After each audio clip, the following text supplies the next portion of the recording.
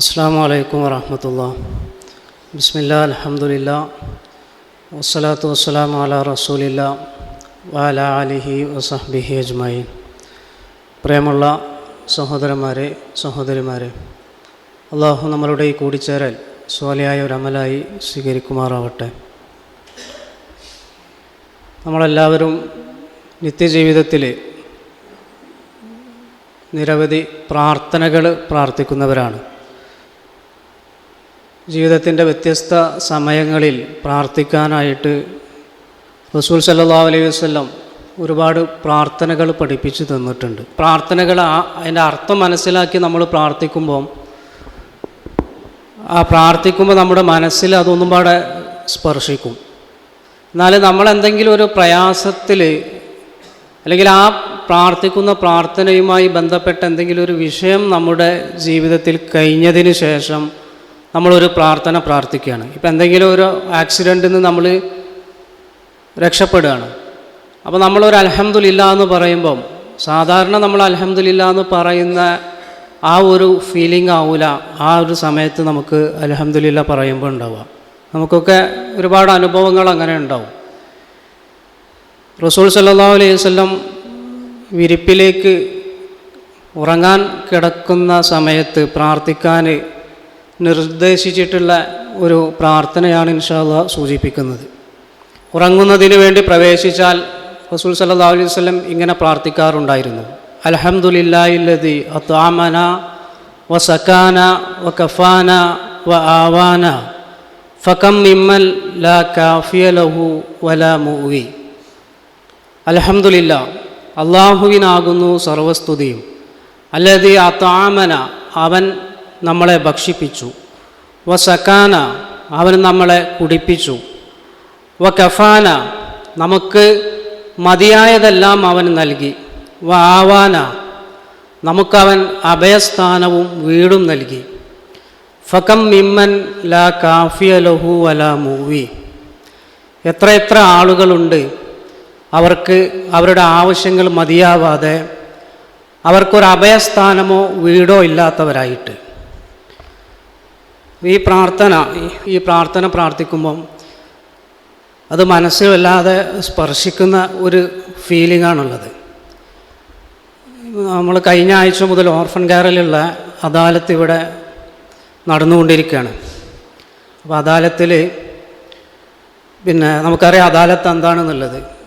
നമ്മുടെ സെൻട്രലിൽ ഒരു ഓർഫൻ കുടുംബം പേര് രജിസ്റ്റർ ചെയ്യുമ്പം 10ാം ക്ലാസ്സിൻ്റെ താഴെ കുട്ടികളുള്ള ഒരു കുടുംബം പേര് രജിസ്റ്റർ ചെയ്ത് അവരെ വീട്ടിലേക്ക് നമ്മളെ പ്രവർത്തകർ കുടുംബസമേതം സന്ദർശിച്ച് അവരുടെ അവസ്ഥകളൊക്കെ മനസ്സിലാക്കി അർഹതപ്പെട്ട കുടുംബമാണെന്നുണ്ടെങ്കിൽ ആ ഒരു സാഹചര്യത്തിൽ അവർക്ക് ഒരു നിശ്ചിത സംഖ്യ മാസത്തിൽ നമ്മൾ അവരെ ചെലവിന് വേണ്ടിയിട്ട് നൽകാൻ തുടങ്ങും. അപ്പോൾ ഒരു പ്രാവശ്യം പോയി കണ്ട് പിന്നെ ഒരു 10, 5, 8 കൊല്ലം തുടർച്ചയായിട്ട് അങ്ങനെ നൽകുന്ന ഒരു സിസ്റ്റം അല്ല നമ്മളെ ഓർഫൻ കെയറിലുള്ളത്. ഒരു വർഷത്തിൽ തന്നെ 3, 4 തവണ ആ കുടുംബത്തിൻ്റെ അവസ്ഥകൾ നമ്മൾ വീണ്ടും പരിശോധിച്ച് അപ്ഡേഷൻ നടത്താറുണ്ട്. അങ്ങനെ ഇപ്പോൾ നിലവിലുള്ള കുടുംബങ്ങളൊക്കെ ഓർഫൻ കെയറിൽ നിലവിലുള്ള കുടുംബങ്ങളൊക്കെ ഇടയ്ക്കിടയ്ക്ക് വിളിക്കും. അപ്പോൾ ചില കുടുംബങ്ങൾ നമ്മൾ ആ വീട്ടിൽ അവർ രജിസ്ട്രേഷൻ നടത്തി അവർക്ക് സ്കോളർഷിപ്പ് ഫസ്റ്റ് കൊടുക്കുന്ന സമയത്ത് ഉള്ളതിനേക്കാൾ ഒന്നുകൂടി മെച്ചത്തിലായി മാറും. വേറെ ഏതെങ്കിലും കുടുംബത്തു നിന്നോ അല്ലെങ്കിൽ ഈ വിധവയായിട്ടുള്ള സഹോദരിക്ക് മറ്റു വല്ല ജോലിയോ ഒക്കെ കിട്ടാറുണ്ട് പല കുടുംബത്തിലും. അപ്പോൾ നമ്മൾക്ക് ആദ്യം കൊടുക്കുന്ന ആ ഒരു സംഖ്യ കൊടുക്കേണ്ട ഒരാവശ്യം വരില്ല. അല്ലെങ്കിൽ ചിലത് എന്ത് ചെയ്യും, നമുക്ക് സ്കോളർഷിപ്പ് തന്നെ കൊടുക്കേണ്ട ഒരാവശ്യം വരില്ല. ചില വീടുകളിലുള്ള കുട്ടികൾ 10ാം ക്ലാസ്സിൻ്റെ മുകളിൽ അല്ലെങ്കിൽ വേറെ എന്തെങ്കിലുമൊക്കെ നമ്മുടെ ആ ഓർഫൻ കെയർ സ്കോളർഷിപ്പിന് നമ്മൾ വെച്ചിട്ടുള്ള ആ ഒരു ക്രൈറ്റീരിയൻ്റെ അപ്പുറത്തേക്ക് വന്നിട്ടുണ്ടാവും. അല്ലെങ്കിൽ വരുമാന മാർഗം എന്തെങ്കിലും ആരെങ്കിലും കടട്ട് കൊടുക്കുക, അതല്ലെങ്കിൽ മറ്റേതെങ്കിലും സോഴ്സ് അവർക്ക് എത്തിക്കുകയാണെന്നുണ്ടെങ്കിൽ നമ്മൾ അവരെ ഓർഫൻ കെയറിൽ നിന്ന് തൽക്കാലം മാറ്റി നിർത്തുകയോ അല്ലെങ്കിൽ അവരെ സ്കോളർഷിപ്പിൽ കൊടുക്കുന്ന എമൗണ്ടിൽ കുറവ് വരുത്തുകയോ ചെയ്യും. ഇനി അതല്ല, ചില കുടുംബങ്ങൾ നേരെ തിരിച്ചുണ്ടാവും. ആ പോയി കണ്ട സാഹചര്യത്തിൻ്റെ അതുപോലെ ആവില്ല. പിന്നീട് ആദ്യം ഫസ്റ്റ് ആ ടൈമിലൊക്കെ ഒരുപാട് ആളുകൾ ചിലപ്പോൾ സപ്പോർട്ട് ചെയ്തിട്ടുണ്ടാവും. എന്നാലും പിന്നെ ആരും സപ്പോർട്ട് ചെയ്യാനില്ലാതെ അല്ലെങ്കിൽ ആ വീട്ടിൽ തന്നെ ചിലപ്പോൾ മക്കൾക്ക് രോഗം വന്നിട്ടുണ്ടാവും. അല്ലെങ്കിൽ ചില കുടുംബങ്ങൾക്ക് ആദ്യം തറവാട്ടിൽ താമസിച്ചത് പിന്നെ അവിടെ താമസിക്കാൻ പറ്റാത്ത സാഹചര്യത്തിൽ ഏതെങ്കിലും ഷെഡുകളിലോ അല്ലെങ്കിൽ വാടകക്കോറ്റോ താമസിക്കുന്നുണ്ടാവും. അപ്പോൾ അതിനനുസരിച്ച് നമുക്ക് വീട് പണിക്കോ അല്ലെങ്കിൽ കുടിവെള്ള പദ്ധതിക്കോ അല്ലെങ്കിൽ കടം കൊണ്ട് പ്രയാസപ്പെടുന്ന രീതിയിലോ അപ്പോൾ അതിൽ നമുക്ക് എന്തെങ്കിലും കൂടുതൽ സപ്പോർട്ട് ചെയ്യണമെന്നുണ്ടെങ്കിൽ അങ്ങനെയൊക്കെ സപ്പോർട്ട് ചെയ്യാൻ പറ്റും. അപ്പോൾ അവരെ ആ ഒരു സാഹചര്യത്തിൽ എന്താണ് അവരെ അവസ്ഥകളെന്ന് മനസ്സിലാക്കുന്നതിന് വേണ്ടിയിട്ടാണ് ഈ അദാലത്തുകൾ ഒരു വർഷത്തിൽ 3 4 പ്രാവശ്യം അദാലത്തുകൾ നടത്തുന്നത്. കഴിഞ്ഞ 3 ദിവസങ്ങളിലായിട്ട് ഇപ്പോൾ ഈ അദാലത്ത് നടന്നുകൊണ്ടിരിക്കുകയാണ്. ഒരുപാട് ഒരു 300ഓളം കുടുംബങ്ങൾ 300ഓളം വിധവകളായിട്ടുള്ള സഹോദരിമാർ ഇപ്പോൾ ഈ അദാലത്തിൽ ഓൾറെഡി പങ്കെടുത്തു കഴിഞ്ഞു. 1000-ലധികം കുടുംബങ്ങൾ ഇപ്പോൾ നമ്മളെ ഓർഫൻ കെയറിലുണ്ട്.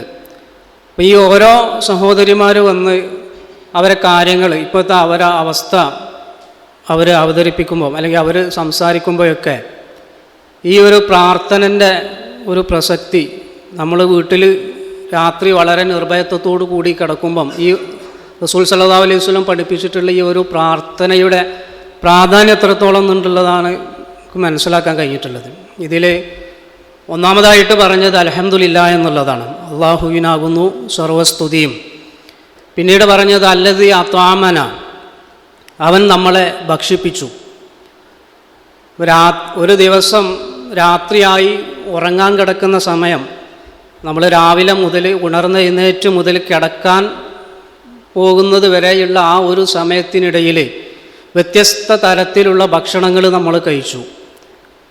രാവിലെ തന്നെ സുബഹിൻ്റെ ആ ഒരു ടൈമിൽ നമ്മൾ ഒരു കാലിച്ചായ മുതൽ ബ്രേക്ക്ഫാസ്റ്റും പിന്നെ അത് കഴിഞ്ഞ് ഇടയ്ക്കുള്ള ചായകൾ, ഉച്ചക്കത്തെ ചോറ്, വൈകുന്നേരത്തെ ചായ, അങ്ങനെ പല തരത്തിലുള്ള ഭക്ഷണങ്ങൾ, പാനീയങ്ങൾ പലതും നമ്മൾ കഴിച്ചു. അൽഹംദുലില്ലാ അല്ലദീ അത്വാമന, അവൻ നമ്മളെ ഭക്ഷിപ്പിച്ചു. ഇപ്പോൾ ഈ അദാലത്തിലൊരു സഹോദരി വന്നിട്ട് ഇന്നലെ നടന്ന പരിപാടിയിൽ കുറച്ചു സമയം അൽഹംദുലില്ലാ എന്നുള്ള ആ ഒരു വിഷയവുമായിട്ട് ബന്ധപ്പെട്ട കുറച്ച് കാര്യങ്ങൾ ഈ വിധവകളായിട്ടുള്ള സഹോദരിമാരോട് സംസാരിക്കാൻ അള്ളാഹുവിൻ്റെ ഒരു തൗഫീക്ക് കൊണ്ട് കുറച്ച് സമയം സാധിച്ചു. ആ സംസാരം കഴിഞ്ഞതിന് ശേഷം ഓഫീസിലിരിക്കുമ്പോൾ, ഓഫീസിൽ ഷിറാക്കുണ്ടേനി, എൻ്റെ വൈഫ് അപ്പുറത്തുണ്ടേനി, പിന്നെ നമ്മളെ പ്രവർത്തകരായിട്ടുള്ള 1-2 സഹോദരന്മാരും ഉണ്ടായിരുന്നു. ഒരു സഹോദരി വന്ന് നമ്മളെ ഓഫീസിൽ അവിടെ ഇരുന്നു. വളരെ ചെറുപ്രായത്തിലുള്ള ഒരു സഹോദരിയാണ്. ഇരുന്ന് അവരെ ഫോമൊക്കെ നോക്കിയതിന് ശേഷം ഷിറാക്ക് ആ സഹോദരിയോട് ചോദിച്ചു, നിങ്ങൾ ഒരു കുട്ടിയേ ഉള്ളൂ, ആ കുട്ടിക്കിപ്പോൾ 7 വയസ്സ് പ്രായമാണുള്ളത്, നിങ്ങൾ വേറെ കല്യാണം കഴിക്കാനൊന്നും നോക്കിയിട്ടില്ല എന്ന്. അപ്പോൾ ആ സഹോദരി ഇങ്ങനെ കല്യാണത്തിൻ്റെ വേറെ ഒന്നും ആലോചിച്ചിട്ടില്ല എന്നുള്ള രീതിയിൽ അങ്ങനെ സംസാരിച്ചു. എന്നാലും ഒരു നല്ല ഈമാനും തഖ്വയൊക്കെ ഉള്ള നല്ലൊരു ആലോചന വന്നാൽ നിങ്ങൾക്ക് കല്യാണം കഴിച്ചു പോകുന്നതല്ലേ, നിങ്ങൾ ചെറിയ പ്രായമല്ലേ. ഭർത്താവ് മരണപ്പെടുന്ന സമയത്ത് ഭർത്താവിന് 33 വയസ്സുള്ളൂ, ഇവിടെ അടുത്ത് മരണപ്പെട്ടതാണ്. നിങ്ങൾക്ക് വേറെ കല്യാണം കഴിച്ചുകൂടെ എന്നിങ്ങനെ ചോദിച്ചപ്പോൾ പിന്നെ ആ സഹോദരി പറഞ്ഞ വാക്കുകൾ, പിന്നെ ആ സഹോദരി പറയാണ്, എൻ്റെ ഭർത്താവ് ഭക്ഷണം മുന്നിലേക്ക് കൊണ്ടുപോയി വെച്ചാൽ ആ സമയം മുതൽ ഭക്ഷണം കഴിച്ച് തീരുന്നത് വരെ അൽഹംദുലില്ലാ എന്നിങ്ങനെ പറഞ്ഞുകൊണ്ടിരിക്കുകയുണ്ട്. അപ്പോൾ എന്തുകൊണ്ടാണ് എൻ്റെ കാക്ക അൽഹംദുലില്ലാ എന്ന് പറയുന്നതിൻ്റെ പിന്നിലുള്ള ഒരു സംഗതി ഇപ്പോൾ ഇന്ന് ഈ ക്ലാസ് കേട്ടപ്പം എനിക്ക് മനസ്സിലായി എന്ന് ആ സഹോദരി പറയാം. പിന്നെ അവരുടെ ഭർത്താവിനെ കുറിച്ച് അവർ കുറേ കാര്യങ്ങൾ പറഞ്ഞു. വളരെ ദീനിയായിട്ട് വളരെ സൂക്ഷ്മതയോടു കൂടിയുള്ള ആ ഒരു ജീവിതമാണ് അവരുടെ ഭർത്താവ് നയിച്ചിരുന്നത് എന്നൊക്കെ അവരിങ്ങനെ പറഞ്ഞു. അവർ പറഞ്ഞത് കുറേ കാര്യങ്ങൾ സംസാരിച്ചിട്ടുണ്ട്, 1-2 കാര്യം മാത്രമേ ഞാൻ സൂചിപ്പിക്കുന്നുള്ളൂ. അവർ പറഞ്ഞത്, എനിക്ക് എൻ്റെ കുട്ടിയുടെ കൈപിടിച്ച് ഞാനിങ്ങനെ സ്വർഗത്തിലേക്ക് കയറണം. അപ്പോൾ അവിടെ എത്തുമ്പോൾ എനിക്ക് എൻ്റെ കാക്ക, അവരുടെ ഭർത്താവ് അവർ തന്നെ ആയിരിക്കണം എന്നെ അവിടെ സ്വീകരിക്കാനുണ്ടാവേണ്ടത്. അപ്പോൾ ഞാൻ ഈ ഒരു സാഹചര്യത്തിൽ ഞാൻ ക്ഷമിച്ചുകൊണ്ട് എനിക്ക് സ്വർഗത്തിലേക്ക് പ്രവേശിക്കാനുള്ള ഒരു ജീവിതവുമായിട്ടാണ് ഞാനിപ്പം മുന്നോട്ട് പോകുന്നത്. കുട്ടിയുണ്ടായ സമയത്ത് വളരെ ഒരു 2 വയസ്സായ സമയത്ത് തന്നെ ആ കുട്ടിക്ക് ഓരോ ദിക്റുകളും ദുആകളൊക്കെ പഠിപ്പിച്ചു കൊടുത്തിരുന്നു. അപ്പോൾ ഈ കുട്ടിയെ എനിക്കൊരു അമാനത്തായിട്ട് തന്നാണ് അദ്ദേഹം പോയിട്ടുള്ളത്. അപ്പോൾ ഈ ഒരു കുട്ടിയെ വളർത്തുന്നതിന് വേണ്ടിയിട്ട് എൻ്റെ കാക്ക ഉദ്ദേശിച്ച രീതിയിൽ എനിക്ക് കുട്ടിയെ വളർത്താൻ കഴിയുമോ എന്നുള്ളൊരു ആശങ്ക മാത്രമാണ് എനിക്കുള്ളത്. എൻ്റെ ജീവിതത്തിൻ്റെ കാര്യമൊക്കെ ഞാൻ അള്ളാഹുവിൽ തവക്കുൽ ചെയ്തുകൊണ്ട് അള്ളാഹു എന്നോടൊപ്പമുണ്ട് എന്നുള്ള ആ ഒരു രീതിയിൽ ഞാൻ മുന്നോട്ട് പോവുകയാണ്. എനിക്ക് മറ്റൊരു വിവാഹത്തെക്കുറിച്ചൊന്നും ഞാൻ ആലോചിക്കുന്നില്ല. അവരുടെ ഭർത്താവിന് ട്യൂമറായിരുന്നു. ആ ട്യൂമറായിട്ടുള്ള അത്രയും നല്ല ഒരു മനുഷ്യന്, അത്രയും നല്ല ഒരു ആളെ, അദ്ദേഹത്തിൻ്റെ ആ ഒരു രോഗാവസ്ഥയിൽ എനിക്ക് പരിചരിക്കാൻ അള്ളാഹു അവസരം നൽകിയത് എൻ്റെ ജീവിതത്തിലെ ഒരു വലിയ ഭാഗ്യമായിട്ടാണ് ഞാൻ കരുതുന്നതെന്ന്. അങ്ങനെ ഒരുപാട് കാര്യങ്ങൾ ആ സഹോദരി സംസാരിച്ചു കഴിഞ്ഞു. ഈ അദാലത്തിൽ വന്നിട്ടുള്ള ഒരുപാട് കുടുംബങ്ങൾ സ്വന്തം കുടുംബക്കാരാൽ പ്രയാസപ്പെടുന്ന ഒരു സഹോദരി വന്നു. അപ്പോൾ ആ സഹോദരിക്ക് വന്ന് ഓഫീസിൽ ഇരുന്നപ്പോൾ ആ സഹോദരിയോടൊപ്പം ഒരു ചെറിയ കുട്ടിയുമുണ്ട്. ആ കുട്ടിക്ക് ശാരീരികമായിട്ട് ഒരുപാട് പ്രയാസങ്ങളുണ്ട്. അപ്പോൾ തെറാപ്പി ചെയ്യണം. പിന്നെ വീട്ടിലെ മറ്റു കാര്യങ്ങളും കുട്ടികളുടെ ആവശ്യങ്ങളൊക്കെ അവർക്ക് നോക്കും വേണം. അപ്പോൾ സാമ്പത്തികമായിട്ട് വളരെ പ്രയാസമാണ്.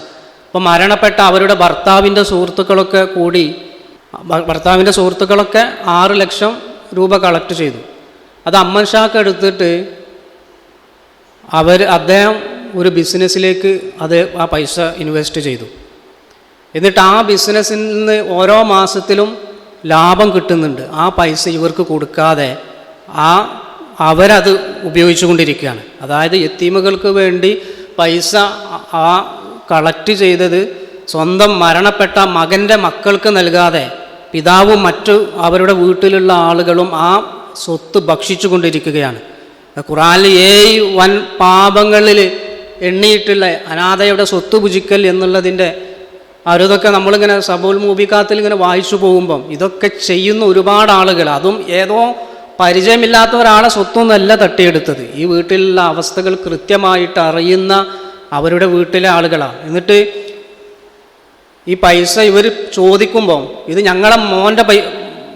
ഞങ്ങളെ മകൻ മരിച്ചിട്ട് കിട്ടിയ പൈസ അല്ലേ, അത് ഞങ്ങൾക്കും കൂടി തിന്നാനുള്ള അവകാശമുണ്ട് എന്നാണ് അവർ പറയുന്നത്. ഇങ്ങനെ പ്രയാസപ്പെടുന്ന കുടുംബങ്ങൾ, അതായത് സ്വന്തം കുടുംബത്തിൽ നിന്ന് പോലും ഒരു സപ്പോർട്ട് കിട്ടാനില്ലാതെ പുറത്തുനിന്ന് ആളുകളോട് ചോദിക്കുമ്പം നാട്ടിലത്തെ ആൾക്കാരൊക്കെ എന്താവും പറയാം, അവർക്ക് നമ്മൾ പൈസ പിരിച്ചു കൊടുത്തിട്ടുണ്ടല്ലോ, പിരിച്ചു കൊടുത്തത് ആ വീട്ടിൽ കൊടുത്തതല്ല, അതുകൊണ്ട് അവർ പുറത്തുനിന്ന് ഒരു സപ്പോർട്ട് കിട്ടൂല. പക്ഷേ ഈ പൈസയൊന്നും ഒന്നും കിട്ടാത്ത അങ്ങനെ ഒരുപാട് കുടുംബങ്ങളാണുള്ളത്.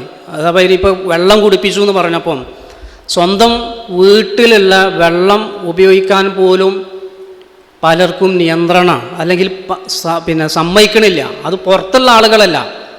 മകൻ മരിച്ചു കഴിഞ്ഞാൽ മകൻ്റെ മക്കൾക്കും ഭാര്യയ്ക്കും അവിടെ ആ കിണറിൽ നിന്നൊരു നിലവിലുള്ളൊരു മോട്ടോറിലൂടെ വെള്ളം ഉപയോഗിക്കുന്നതിന് പോലും അതിൽ കുത്തുവാക്ക് പറഞ്ഞ് പ്രയാസപ്പെടുത്തുന്നത്. ഒരു സഹോദരി അവരുടെ മകനു വന്ന് അവിടെ ഓഫീസിലിരുന്ന് ആ സഹോദരി ഇങ്ങനെ പറയുമ്പോൾ ഒരു 5ാം ക്ലാസ്സിലോ 6ാം ക്ലാസ്സിലോ പഠിക്കുന്ന ഒരു കുട്ടി അതിൻ്റെ ആ സഹോദരിൻ്റെ അടുത്ത് ഇങ്ങനെ ഇരിക്കുന്നുണ്ട്.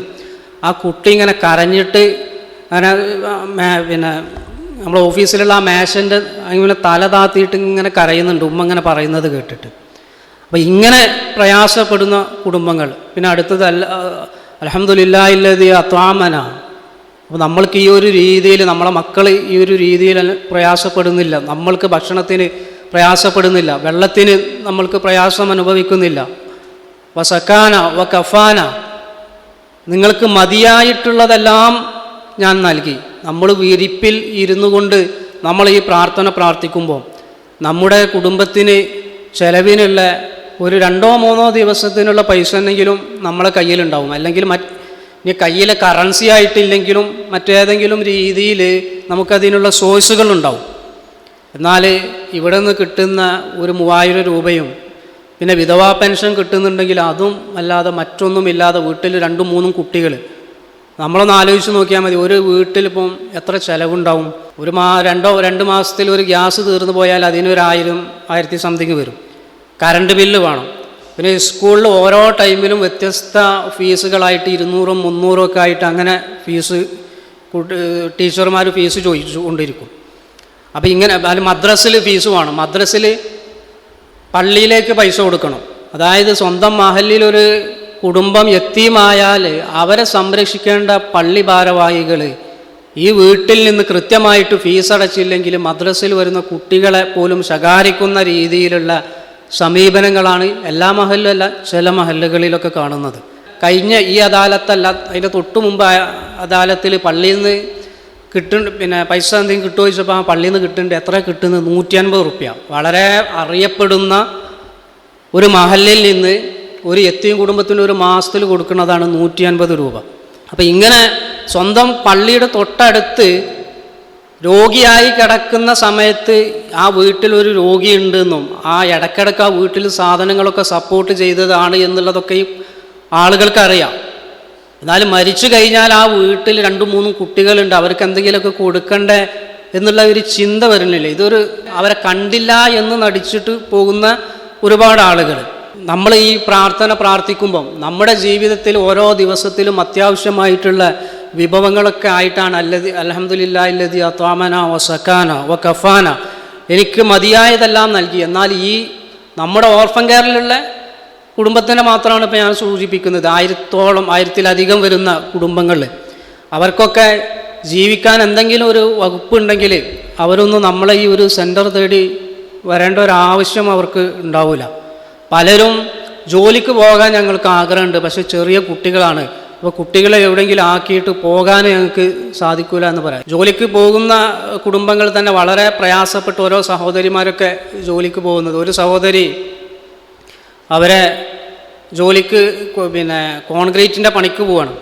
അതൊക്കെ വലിയ പ്രായമുള്ള ആളുകളൊന്നുമല്ല, പക്ഷേ വീട്ടിലുള്ള പ്രയാസം കൊണ്ട് ജോലിക്ക് പോയി സൺസൈഡുമെന്ന് താഴേക്ക് വീണ് നട്ടലിൻ്റെ ഇവിടെയൊക്കെ പ്രശ്നങ്ങളായി, അങ്ങനെ കമ്പിയിട്ടിക്കുകയാണ്. പിന്നെ കൈക്ക് എന്തൊക്കെ ഡാമേജ് വന്നു. അതിനിടയിൽ ആ സഹോദരിയുടെ ഒരു കുട്ടിക്ക് ക്യാൻസറും വന്നു. ഇതിൻ്റെ പ്രാഥമിക ലക്ഷണങ്ങൾ കണ്ടപ്പോൾ ഡോക്ടറെ കാണിച്ചപ്പോൾ ഡോക്ടർ പറഞ്ഞു, ഇത് പെട്ടെന്ന് തന്നെ ഇതിൻ്റെ ട്രീറ്റ്മെൻറ്റ് നിങ്ങൾ തുടങ്ങണം, തിരുവനന്തപുരത്തേക്ക് ചികിത്സക്ക് കൊണ്ടുപോകണമെന്ന് പറഞ്ഞു. അപ്പോൾ ആ സഹോദരി പറഞ്ഞു, എനിക്ക് അങ്ങനെ കയ്യിൽ പൈസ ഇല്ല, അങ്ങോട്ട് പോരാനും ചികിത്സക്കും കാര്യങ്ങൾക്കും ഒന്നും കൃത്യമായിട്ട് ആളില്ല എന്ന് പറഞ്ഞപ്പോൾ, എന്നാൽ നിങ്ങൾ ദൈവത്തോട് പ്രാർത്ഥിച്ചോളി എന്ന് ഡോക്ടർ പറഞ്ഞു കൊടുത്തു. ആ സഹോദരി പറഞ്ഞു, ഞാൻ അള്ളാഹിനോട് അങ്ങോട്ട് പ്രാർത്ഥിച്ചു, ചികിത്സയും അവർക്ക് കഴിയുന്ന രീതിയിലുള്ള ചികിത്സകളൊക്കെ നടത്തും. ഇപ്പോൾ അൽഹംദുലില്ലാഹ് ആ അസുഖം 1-2 വർഷം ആ സഹോദരി കൃത്യമായിട്ട് ചികിത്സ നടത്തിക്കൊണ്ടിരിക്കുകയാണ്. ആ അസുഖം പരിപൂർണമായിട്ട് അൽഹംദുലില്ലാഹ് സുഖപ്പെട്ടു എന്നുള്ളതാണ്.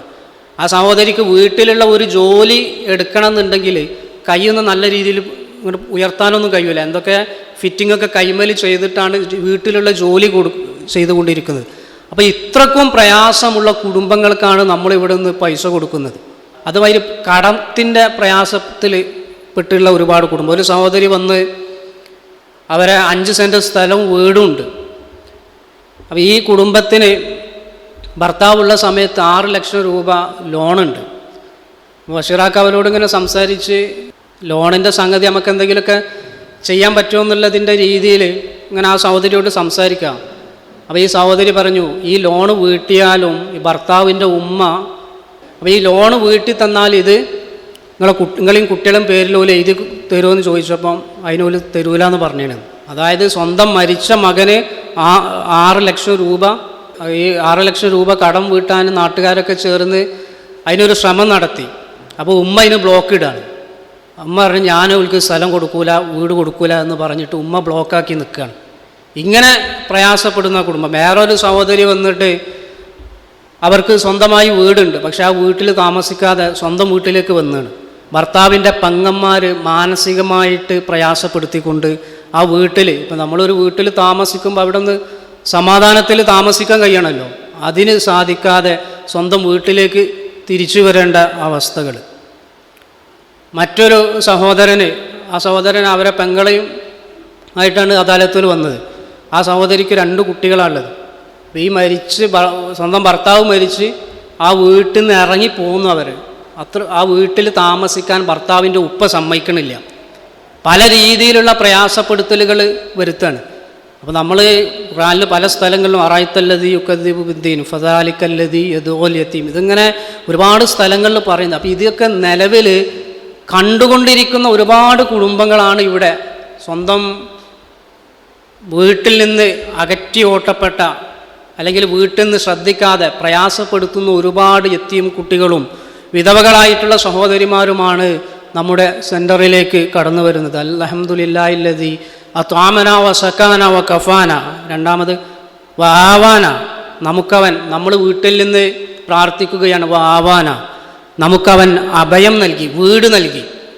നമ്മൾ വളരെ സുരക്ഷിതരായിട്ട് വീട്ടിൽ ഉറങ്ങുകയാണ്. നമ്മുടെ ഗേറ്റ് അടച്ച്, നമ്മുടെ സിറ്റ് ഔട്ടിലുള്ള ചെറിയ ഗേറ്റ് അടച്ചു, നമ്മുടെ സിറ്റ് ഔട്ടിൽ നിന്ന് ഡൈനിങ് ഹാളിലേക്ക് കയറുന്ന വാതിൽ ക്ലോസ് ചെയ്തു, ബെഡ്റൂമിൻ്റെ വാതിൽ നമ്മൾ അടച്ചു. നമ്മൾ ബെഡിൽ ഇരുന്നു കൊണ്ട് നമ്മൾ ഈ പ്രാർത്ഥന വളരെ സമാധാനത്തോടു കൂടി പ്രാർത്ഥിക്കുകയാണ്. എന്നാലൊന്ന് വീടുണ്ടായിട്ട് പോലും ആ വീട്ടിൽ കിടന്നുറങ്ങാൻ പറ്റാത്ത എത്രയോ കുടുംബങ്ങൾ. ഒരു സഹോദരി വന്നു, ആ സഹോദരിക്ക് 3 കുട്ടികളാണുള്ളത്. അപ്പോൾ ആ സഹോദരിയോടൊപ്പം ഒരു 2ാം ക്ലാസ്സിൽ പഠിക്കുന്ന ഒരു കുട്ടിയുണ്ട്. ഈ സഹോദരിയെയും അവരെ വീട്ടിൽ, ഭർത്താവ് ഉണ്ടാക്കിയിട്ടുള്ള വീട്ടിൽ താമസിക്കാൻ കഴിയാതെ സ്വന്തം വീട്ടിലേക്ക് അവരും വന്നിരിക്കാൻ. അപ്പോൾ ആ 2ാം ക്ലാസ്സിലെ കുട്ടി പറഞ്ഞൊരു വാക്കുണ്ട്, ഉമ്മ നിങ്ങൾ എന്നെ പെട്ടെന്നൊന്ന് വലുതാക്കണം, എന്നിട്ട് എനിക്ക് വലിയൊരു ജീപ്പ് വാങ്ങണം, എന്നിട്ട് എനിക്ക് എൻ്റെ ഇപ്പപ്പൻ്റെ അടുത്തേക്ക് ഒരു പോക്ക് പോകാനുണ്ട്. ആ കുട്ടീൻ്റെ ആ ഒരു മനസ്സിലുള്ള ആ ഒരു ഇതാണത് കുട്ടി പറയണത്. ഒരു 2ാം ക്ലാസ്സിലുള്ള ഒരു കുട്ടി, നിങ്ങളെന്നെ പെട്ടെന്നൊന്ന് വലുതാക്കിയിട്ട് എനിക്ക് വലിയൊരു ജീപ്പ് വാങ്ങിയിട്ട് ആ ജീപ്പ് എടുത്തിട്ട് എനിക്ക് അങ്ങോട്ട് ഒരു പോക്ക് പോകാനുണ്ട് എന്നുള്ളത്. ആ കുട്ടികളുടെയൊക്കെ മനസ്സിൽ എത്രത്തോളം വേദനകൾ ഉണ്ടാവും എന്നുള്ളതാണ് നമ്മളതിൽ നിന്നൊക്കെ മനസ്സിലാക്കേണ്ടത്. അൽഹംദുലില്ലാ, ഒരുപാട് ഇങ്ങനെയുള്ള പ്രയാസപ്പെടുന്ന കുടുംബങ്ങൾക്കാണ് നമ്മൾ ഇവിടെ നിന്ന് സ്കോളർഷിപ്പ് കൊടുക്കുന്നത്. ഈ അദാലത്തിൽ തന്നെ ഒരു സഹോദരി വന്നു, പിന്നെ സ്വന്തമായിട്ടൊക്കെ ജോലിക്കൊക്കെ പോയിരുന്നു. പിന്നെ അതിനിടയിൽ ഒരു ഭാഗം സ്ട്രോക്ക് ബാധിച്ചു, തളർന്നു. തൊട്ടടുത്ത് ഒരു പള്ളിയിൽ ക്ലീനിങ്ങിനും മറ്റുമൊക്കെ ആയിരുന്നു അവർ പോയിക്കൊണ്ടിരുന്നത്. പിന്നീട് ആ ജോലി ചെയ്യാൻ കഴിയാതെ വന്നു. അതേസമയം തന്നെ ശാരീരികമായിട്ട് മറ്റും പല രോഗങ്ങളൊക്കെ ഉണ്ട്. അൽഹംദുലില്ലാ, അവിടെയുള്ള കുറച്ച് സഹോദരങ്ങളുടെയൊക്കെ, ആ നാട്ടിലുള്ള കുറച്ച് സഹോദരങ്ങളുടെയൊക്കെ ഒരു ഇടപെടൽ മൂലം അവർക്കൊരു സ്ഥലം വാങ്ങിക്കൊടുത്തു. ഇവിടെ ഫസ്റ്റ് ദിവസം നടന്ന അദാലത്തിൽ ആ സഹോദരി അവരെ ആ കാര്യങ്ങളൊക്കെ ഇവിടെ സൂചിപ്പിക്കുകയും അന്ന് ഉച്ചയ്ക്ക് ശേഷം തന്നെ ബഷീറാക്കയും സയ്യിദ് അലി സാഹിബും ഖാദറാക്കയും പാടെ ആ വീട്ടിൽ പോയി ആ സ്ഥലം കണ്ടു. ആ വീട് പണിക്ക് ആ സമയത്ത് തന്നെ ഒരു സഹോദരന് ആ വീട് പണിയുടെ സാമ്പത്തികമായിട്ടുള്ള ഉത്തരവാദിത്വം ഏറ്റെടുത്തു. നമ്മൾ ആളുകളുടെ പ്രയാസങ്ങൾ കേട്ട്, ഒരു ചെവിയിലൂടെ കേട്ട് അത് മറ്റൊരു ചെവിയിലൂടെ പുറത്തേക്ക് വിടുകയല്ല ചെയ്യുന്നത്. ചെയ്യാൻ ഒരു പ്രയാസം, ഞാൻ കഴിഞ്ഞ ആഴ്ച സൂചിപ്പിച്ചതുപോലെ ഇങ്ങനെയുള്ള ഓരോ പ്രയാസങ്ങൾ ആളുകൾ സംസാരിക്കുമ്പോഴും അതിൻ്റെ നമ്മുടെ മനസ്സിൽ അതിലൊരു പ്രയാസം, നമ്മുടെ മനസ്സിലൊരു വേദന, ആ വേദന ഒരു പ്രാർത്ഥനയായിട്ട് തീരലും, അതിൽ നിന്ന് നമ്മൾ ഇറങ്ങിത്തിരിക്കലും, ആ ഒരു യാത്രയിൽ തന്നെ ആ ഒരു കുടുംബത്തിന് വീട് പണിക്കുള്ള സാഹചര്യങ്ങളും അള്ളാഹു ശരിയാക്കി കൊടുത്തു. ഏതൊരു കാര്യവും നമുക്ക് ഏതൊരു നന്മ ചെയ്യണമെന്നുണ്ടെങ്കിലും നമ്മുടെ മനസ്സാണ് ആദ്യം നമ്മൾ തുറക്കേണ്ടത്. ആ മനസ്സ് തുറന്നാൽ അള്ളാഹു ഒരുപാട് നന്മകൾ ചെയ്യാനുള്ള അവസരങ്ങൾ നമുക്ക് തുറന്നു തരുന്നു. ഇങ്ങനെ ഒരുപാട് കുടുംബങ്ങളാണ് പല രീതിയിലുള്ള പ്രയാസങ്ങൾ. എന്താണ് നിങ്ങളെ ബിസ്മിയിലേക്ക് വന്നപ്പം നിങ്ങളെ അവസ്ഥ എന്താണ്, നിങ്ങൾക്ക് ഇവിടെ നിന്ന് എന്തെങ്കിലും ആശ്വാസം ഉണ്ടോ എന്നൊക്കെ ചോദിക്കുമ്പം പല സഹോദരിമാർക്കും മറുപടി പറയാൻ പോലും കഴിയുന്നില്ല. അവർ മറുപടി പറയുന്നത് അവരുടെ കണ്ണിൽ നിന്ന് ഒഴുകുന്ന കണ്ണീരാണ് മറുപടി പറയുന്നത്. കാരണം ഈ 3-2 കുട്ടികളായിട്ട് ഇനി എന്ത് ചെയ്യും, ആരും തിരിഞ്ഞു നോക്കാനില്ലാതിരിക്കുന്ന സമയത്ത് ഇവിടെ നിന്ന് വരുമ്പം കിട്ടുന്ന ഒരു ആശ്വാസം, എന്താണ് നിങ്ങളുടെ വർത്തമാനം, നിങ്ങൾ എന്തെങ്കിലും ആവശ്യമുണ്ടെങ്കിൽ, അത്യാവശ്യം ഉണ്ടെങ്കിൽ നിങ്ങൾ പറഞ്ഞാൽ മതി എന്നൊക്കെ പറഞ്ഞ് തിരിച്ചു പോകുമ്പം 3000, 4000, 2000 രൂപയായിട്ടൊക്കെ വീട്ടിലേക്ക് പോകുമ്പം ആ കുട്ടികളെ, ഇവരെ കാത്തിരിക്കുന്ന കുട്ടികൾക്ക് എന്തെങ്കിലും ഒരു സാധനം വാങ്ങി കൊടുക്കാൻ കഴിയുമെന്നുള്ളത്. ഒരുപാട് കുടുംബങ്ങൾ, വാടകയ്ക്ക് താമസിക്കുന്ന കുടുംബങ്ങൾ, ഫക്കം മിമ്മൻ ലാ കാഫിയ ലഹു വലാ മുവി, എത്ര ആളുകളുണ്ട് അവർക്ക് മതിയായിട്ടുള്ളതൊന്നും ലഭിക്കാത്തവരായിട്ട്, അവർക്ക് അഭയസ്ഥാനങ്ങളില്ലാത്തവരായിട്ട്, വീടില്ലാത്തവരായിട്ട്. ഈ ഒരു പ്രാർത്ഥന പ്രാർത്ഥിക്കുമ്പോൾ ഈ കുറേ 10-100ഓളം സഹോദരിമാരുടെ ആ ഒരു ഓഫീസിൽ വന്ന് അവരുടെ ആ ഒരു സംസാരമാണ് ഈ ഒരു പ്രാർത്ഥനയുടെ ഓരോ വാക്കുകൾ ഉച്ചരിക്കുമ്പോഴും മനസ്സിലേക്ക് ഇങ്ങനെ കടന്നു വരുന്നത്. അപ്പോൾ അൽഹംദുലില്ലാ, നമുക്കിത് കിട്ടിയിട്ടുള്ളത് വല്ലാത്തൊരു അവസരമാണ്. അള്ളാഹുവിനെ നമ്മൾ എത്ര സ്തുതിച്ചാലും നമുക്കത് തീരൂല. ഇങ്ങനെയുള്ള പ്രയാസപ്പെടുന്ന, അവഗണിക്കപ്പെടുന്ന, മർദ്ദിക്കപ്പെടുന്ന, കണ്ണീരൊഴിക്കുന്ന ഒരുപാട് കുട്ടികൾക്കും യത്തീമുകൾക്കും വേണ്ടിയിട്ട് നമ്മുടെ ജീവിതം നമ്മൾക്ക് മാറ്റിവെക്കാൻ അള്ളാഹു ഒരു അവസരം നൽകിയിട്ടുണ്ട് എന്നുള്ളത്. അതിൽ നമുക്ക് പൈസ കൊണ്ട് ചിലപ്പോൾ എല്ലാവർക്കും കഴിഞ്ഞ് കൊള്ളണമെന്നില്ല. എന്നാലും നമ്മുടെ അറിവ് ഉപയോഗിച്ച്, കഴിവ് ഉപയോഗിച്ച്, നമ്മുടെ ശരീരം ഉപയോഗിച്ചിട്ടൊക്കെ നമുക്ക് വിനിയോഗിക്കാൻ കഴിഞ്ഞെന്നുള്ളത് ജീവിതത്തിനൊരർത്ഥം ഉണ്ടാവും. ജീവിതത്തിന് പലപ്പോഴും നമുക്ക് എന്തിനാണ് ജീവിക്കുന്നത് എന്നുള്ളതിനെക്കുറിച്ച് ഒരു ലക്ഷ്യബോധമില്ലാത്ത പല സാഹചര്യങ്ങളും ചിലപ്പോൾ നമുക്ക് ജീവിതത്തിൽ എന്താണ് ഇപ്പോൾ ജീവിതം, ഇങ്ങനെ ജീവിച്ചിട്ട് ഇപ്പോൾ എന്താണെന്നൊക്കെ പലപ്പോഴും മനസ്സിലേക്ക് കടന്നു വരുന്ന സാഹചര്യങ്ങളൊക്കെ ഉണ്ടാവാറുണ്ട്. അപ്പോൾ എന്തിനാണ് മനുഷ്യനെ അള്ളാഹു സൃഷ്ടിച്ചിട്ടുള്ളത് എന്നുള്ളതിന് കൃത്യമായിട്ട് അള്ളാഹു ഉത്തരം നൽകുന്നുണ്ട്. വമാ ഖലഖ്തുൽ ജിന്ന വൽ ഇൻസ ഇല്ലാ ലിയഅ്ബുദൂൻ. എനിക്ക് ഇബാദത്ത് ചെയ്യുന്നതിന് വേണ്ടിയല്ലാതെ ജിന്നുകളെയോ മനുഷ്യരെയോ ഞാൻ സൃഷ്ടിച്ചിട്ടില്ല എന്ന് മനുഷ്യ സൃഷ്ടിപ്പിൻ്റെ ലക്ഷ്യം അള്ളാഹു കൃത്യമായിട്ട് പറയുന്നുണ്ട്. അള്ളാഹുവിന് ഇബാദത്ത് ചെയ്യുന്നതിന് വേണ്ടിയിട്ടാണ് നമ്മളെ അള്ളാഹു സൃഷ്ടിച്ചിട്ടുള്ളത്. അപ്പം മെയിനായിട്ട് നമ്മൾ ജീവിക്കുന്നത് അള്ളാഹ്ക്ക് ഇബാദത്ത് ചെയ്യുന്നതിന് വേണ്ടി. ഇബാദത്ത് എന്നുള്ളതിന് പഠിപ്പിക്കപ്പെട്ടിട്ടുള്ള നിർവചനം ഷെയ്ഖുൽ ഇസ്ലാം ഇബ്നു തൈമിയ റഹിമഹുല്ലാ പറഞ്ഞിട്ടുള്ളത്, അള്ളാഹുവിൻ്റെ തൃപ്തി ലഭിക്കുന്ന, അള്ളാഹു ഇഷ്ടപ്പെടുന്ന ലോഹിറായതും ബാത്തിനായിട്ടുമുള്ള കാര്യങ്ങളാണ് ഇബാദത്ത് എന്നുള്ളത്. അള്ളാഹിൻ്റെ ഹുബ്ബ് കരസ്ഥമാക്കുന്ന, അള്ളാഹിൻ്റെ റിള കരസ്ഥമാക്കുന്ന ലോഹിറായിട്ടുള്ളതും പ്രത്യക്ഷമായിട്ടുള്ളതും ബാത്തിനായിട്ടുള്ളത് പരോക്ഷമായിട്ടുള്ള കാര്യങ്ങളാണ് ഇബാദത്ത്. അത് കൗലുകൊണ്ട്, നമ്മുടെ സംസാരം കൊണ്ടുള്ളത്, നമ്മുടെ മനസ്സുകൊണ്ടുള്ളത്, നമ്മുടെ ശരീരം ഉപയോഗിച്ച് ചെയ്യുന്നത്. അതായത് നമ്മുടെ ശരീരം ഉപയോഗിച്ചോ നമ്മുടെ സംസാരം ഉപയോഗിച്ചോ നമ്മുടെ മനസ്സുപയോഗിച്ചോ നമ്മൾ അള്ളാഹു ഇഷ്ടപ്പെടുന്ന, അള്ളാഹുവിൻ്റെ തൃപ്തി ലഭിക്കുന്ന കാര്യങ്ങൾ ചെയ്യുന്നതാണ് ഇബാദത്ത് എന്നുള്ളത്. അത് കേവലം നിസ്കാരം മാത്രമല്ല, നിസ്കാരം അഫ്ളലായിട്ടുള്ള ഇബാദത്താണ്. ദിക്റുകൾ മാത്രമല്ല, ദിക്റുകൾ അഫ്ളലായിട്ടുള്ള ഇബാദത്തുകൾ പെടും. ഖുർആൻ പാരായണം മാത്രമല്ല, ഒരാളുടെ പ്രയാസം അകറ്റാൻ നടത്തുന്നത് എന്താണ്? ഇബാദത്താണ്. ഒരു പ്രയാസപ്പെടുന്ന ഒരാൾ ഒരു വീടില്ല എന്ന് പറഞ്ഞ് നമ്മുടെ സെൻറ്ററിൽ വരികയാണ്. അപ്പോൾ ഞങ്ങൾക്ക് 4 സെൻറ്റ് സ്ഥലമുണ്ട്, സ്ഥലപ്പം കിട്ടിയിട്ടുണ്ട്. അപ്പോൾ ആ ഒരു സ്ഥലം എവിടെയാണ്? ആ സ്ഥലം നോക്കുന്നതിന് വേണ്ടി നമ്മൾ വണ്ടി സ്റ്റാർട്ട് ചെയ്ത് പോകുന്നത് അതൊരു ഇബാദത്താണ്. കാരണം എന്താ? അഹബ്ബുന്നാസി ഇലല്ലാ അൻഫഉൻ ലിന്നാസ്. ജനങ്ങളിൽ വെച്ച് അള്ളാഹ്ക്ക് ഏറ്റവും ഇഷ്ടമുള്ളത് ജനങ്ങൾക്ക് ഉപകാരം ചെയ്യുന്നവരാണ്. അപ്പോൾ ഇബാദത്തിൻ്റെ ഈ ഒരു നിർവചനത്തിൻ്റെ അവരിതിൽ പെടില്ല. അള്ളാഹ്ക്ക് ഇഷ്ടമുള്ള കാര്യമാണെന്ത്? ജനങ്ങൾക്ക് ഉപകാരം ചെയ്യുക എന്നുള്ളത്. ഇന്നല്ലാഹ യുഹിബ്ബുൽ മുഹ്സിനീൻ, നന്മ ചെയ്യുന്നവരെ അള്ളാഹു ഇഷ്ടപ്പെടുന്നു എന്നുള്ളത്. അൽഹംദുലില്ലാഹില്ലദീ അത്വാമന വസക്കാന വകഫാന. നമുക്ക് ആവശ്യമായിട്ടുള്ളതൊക്കെ നമ്മളെ കുട്ടികൾ സ്കൂളിൽ പോകുമ്പോൾ നാളെ സ്കൂളിൽ ടീച്ചർ 200 റുപ്യ കലാമേളൻ്റെ ഫീസ് കൊണ്ടുവരാൻ പറഞ്ഞാൽ നമ്മൾക്ക് പ്രശ്നമില്ല, നമുക്ക് നമ്മളെ പേഴ്സ് തുറന്ന് എടുത്തു കൊടുത്താൽ മതി. എന്നാൽ എടുത്തു കൊടുക്കാൻ കാലിയായിട്ടുള്ള പേഴ്സുമായിട്ടുള്ള ഒരുപാട് സഹോദരിമാരാണ് നമുക്കുള്ളത്. ഒരുപാട് രോഗികളായിട്ടുള്ള സഹോദരന്മാർ ശ്വാസം മുട്ടുമ്പോൾ, അല്ലെങ്കിൽ ഡയാലിസിന് വാപ്പ തൊട്ട് അടുത്ത റൂമിൽ ശ്വാസം മുട്ടി നിൽക്കുമ്പോൾ സ്കൂളിലെ ടീച്ചർ പല ഫീസുകളും പറഞ്ഞിട്ടുണ്ടാവും. എന്നാൽ ആ ഒരു പ്രയാസത്തിൽ ഉപ്പനോട് പറയാൻ കഴിയാത്ത രീതിയിൽ മാനസികമായിട്ട് പ്രയാസപ്പെട്ടിരിക്കുന്ന എത്രയോ കുട്ടികൾ നമുക്ക് കാണാൻ കഴിയും.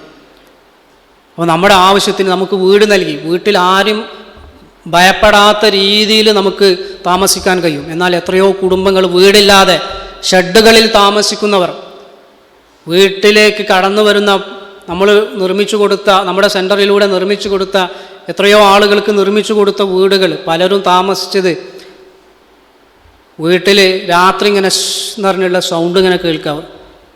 അപ്പോൾ നോക്കുമ്പോൾ പെട്ടെന്ന് എഴുന്നേറ്റ് നോക്കുമ്പോൾ തലക്കണ്ണിൻ്റെ ഈ മേലെ കൂടെ ഇങ്ങനെ പാമ്പ് എഴുന്നത് കണ്ടിട്ട് പേടിച്ച് അവിടെ നിന്ന് ഇറങ്ങിപ്പോകുന്ന ഒരുപാട് കുടുംബങ്ങൾ. അങ്ങനെയുള്ള ഒരുപാട് കുടുംബങ്ങൾക്ക് അൽഹംദുലില്ലാ നമ്മുടെ ഒരു കൂട്ടായ്മയിലൂടെ വീടുകൾ നിർമ്മിച്ചു കൊടുക്കാൻ കഴിഞ്ഞു. അഭയസ്ഥാനമില്ലാതെ, വീടില്ലാത്ത നമ്മുടെ ഇവിടെ വരുന്ന സെൻട്രലിലെ കുടുംബങ്ങളായാലും അതല്ലാതെ നമ്മുടെ സമൂഹത്തിൽ എത്രയോ മനുഷ്യർ ഇന്നും പട്ടണങ്ങളിൽ, നഗരങ്ങളിലൊക്കെ ഓവുപാലത്തിൻ്റെ അടിയിൽ സ്വന്തം കുട്ടികളെയൊക്കെ ഇങ്ങനെ കൂട്ടിപ്പിടിച്ച് കിടക്കുന്നതൊക്കെ ഒന്ന് രാത്രി യാത്ര ചെയ്താൽ നമുക്ക് കാണാൻ കഴിയും. ഇതിൻ്റെ മുമ്പൊരു യാത്ര ചെയ്ത ഒരു ഓർമ്മ ഇപ്പോഴും എൻ്റെ മനസ്സിൽ മായാതെ നിൽക്കുന്നുണ്ട്. ഒരു പോക്കറ്റ് റോഡിൽ നിന്ന് നമ്മുടെ വാഹനം ഇങ്ങനെ അങ്ങോട്ട് കടന്ന് പോക്കറ്റ് റോഡിൽ നിന്ന് കയറി ഒരു പീടിയൻ്റെ ഭാഗത്തേക്ക് ലൈറ്റ് ഇങ്ങോട്ട് കാറിൻ്റെ ലൈറ്റ് വന്നപ്പം ആ പീടിയെന്ന് ഒരു 5-6 ആൾക്കാർ ഒരുമിച്ച് ഇങ്ങോട്ട് എഴുന്നേൽക്കുന്നത്, പീടിയൻ്റെ ആ കോലായിൽ നിന്ന് എഴുന്നേൽക്കുന്നത്. അതായത് കിടന്നുറങ്ങാൻ വീടില്ലാതെ ഒരുപാട് ആളുകൾ. നമ്മൾക്കുള്ള വീടും അതും സുരക്ഷിതമാവില്ല.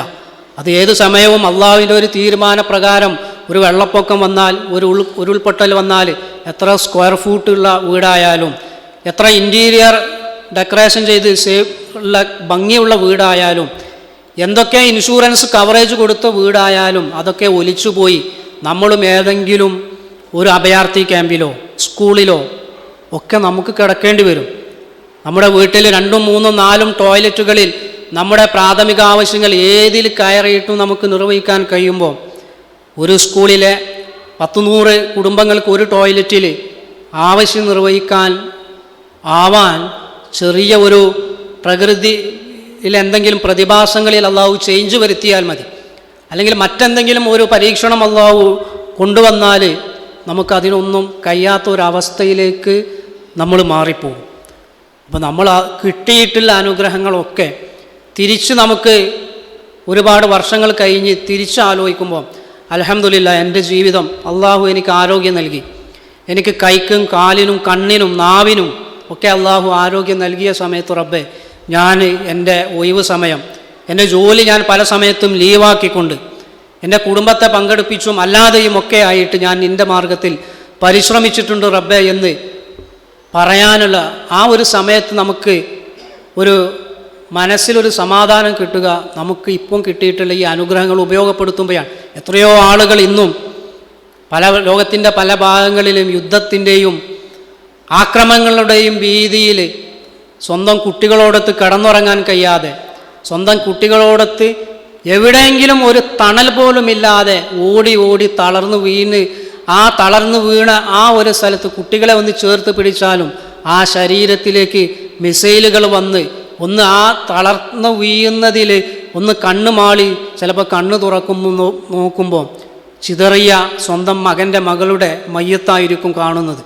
ഇങ്ങനെ കോടിക്കണക്കിന് ലക്ഷക്കണക്കിന് വിശ്വാസികൾ ലോകത്തിൻ്റെ വിവിധ ഭാഗങ്ങളിൽ പ്രയാസങ്ങൾ അനുഭവിക്കുമ്പോൾ നമ്മളൊരു അൽഹംദുലില്ലാ എന്ന് പറയുമ്പോൾ അതിന് വലിയ വലിയ വിലയാണുള്ളത് എന്നുള്ളതാണ് നമ്മൾ മനസ്സിലാക്കേണ്ടത്. ആ ഒരു അർത്ഥത്തിൽ നമ്മൾക്ക് കിട്ടിയിട്ടുള്ള സമ്പത്തായാലും നമുക്ക് കിട്ടിയിട്ടുള്ള അറിവായാലും കഴിവായാലും ആരോഗ്യമായാലും ഒക്കെ ഇതൊക്കെ ഈ ലഭിച്ച അവസരങ്ങളെ പരമാവധി നമ്മൾ ഉപയോഗപ്പെടുത്തി നാളെ നമ്മൾ ഈ കിടക്കുന്നതിന് മുമ്പ് നമ്മൾ ഉറക്കം എന്നുള്ളതൊരു മരണമാണല്ലോ.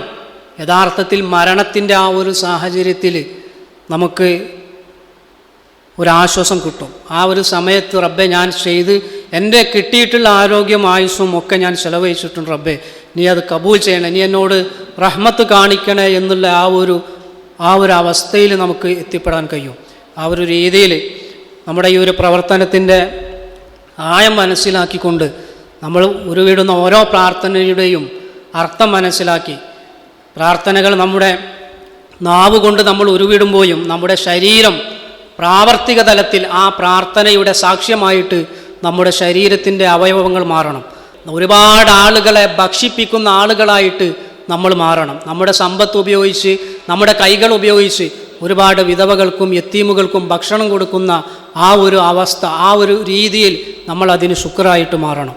നമ്മൾ വെള്ളം കുടിക്കുമ്പോൾ, ഞാൻ ഓരോ ഗ്ലാസ് വെള്ളം കുടിക്കുമ്പോഴും ഈ ഒരു കൂട്ടായ്മയിലൂടെ ഒരുപാട് ആളുകൾക്ക് വെള്ളം കുടിക്കാൻ അള്ളാഹുവേ എനിക്ക് കഴിഞ്ഞിട്ടുണ്ട്, ഞാനത് പരിശ്രമിക്കുന്നുണ്ട് എന്നുള്ളത് നമുക്ക് പറയാൻ കഴിയണം. വീട്ടിൽ ഭക്ഷണത്തിന് വകയില്ലാതെ, വസ്ത്രത്തിന് വകയില്ലാതെ, ചികിത്സക്ക് വകയില്ലാത്ത, അത്യാവശ്യത്തിന് പോലും തികയാത്ത ഒരുപാട് ആളുകളുണ്ടാകുമ്പോൾ എൻ്റെ കുടുംബത്തിനും കാര്യങ്ങൾക്കൊക്കെ ഞാൻ പരിശ്രമിച്ചു കൊണ്ടിരിക്കുന്നതോടൊപ്പം തന്നെ ഇതൊന്നും തികയാത്ത ആയിരക്കണക്കിന് കുടുംബങ്ങൾക്ക് റബ്ബേ ഞാൻ എന്തെങ്കിലും ആശ്വാസം ചെയ്യാൻ ഞാൻ ശ്രമിച്ചിട്ടുണ്ട്. വാവാന അഭയസ്ഥാനമില്ലാതെ, വീടില്ലാതെ, ഒരു സമാധാനമില്ലാതെ നിൽക്കുന്ന ഒരുപാട് കുടുംബങ്ങൾക്ക് ആശ്വാസം നൽകാൻ എനിക്ക് കഴിഞ്ഞിട്ടുണ്ട് എന്നുള്ള ആ ഒരു രീതിയിൽ പ്രാർത്ഥനകൾ, നമ്മുടെ ഓരോ പ്രാർത്ഥനകളും നമ്മുടെ ശരീരം കൊണ്ടും സമ്പത്ത് കൊണ്ടും അറിവ് കൊണ്ടും കഴിവുകൾ കൊണ്ടും അതിൻ്റെ സാക്ഷ്യങ്ങളായിട്ട് മാറുന്നതിന് വേണ്ടി നമ്മൾ പരിശ്രമിക്കുക. അള്ളാഹു നമുക്ക് തൗഫീക്ക് നൽകുമാറാവട്ടെ. നമ്മൾ ചെയ്യുന്ന എല്ലാ സൽക്കർമ്മങ്ങളും റബ്ബ് സ്വീകരിക്കുമാറാവട്ടെ. റബ്ബനാ തഖബ്ബൽ മിന്നാ ഇന്നക അൻത സമീഉൽ അലീം. അസ്സലാമു അലൈക്കും വറഹ്മത്തുള്ളാഹി.